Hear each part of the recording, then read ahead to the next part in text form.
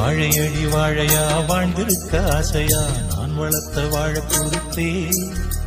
யாரு செஞ்ச வேலையோ சாமி செஞ்ச லீலையோ போனதென்ன என்ன தெரிஞ்சே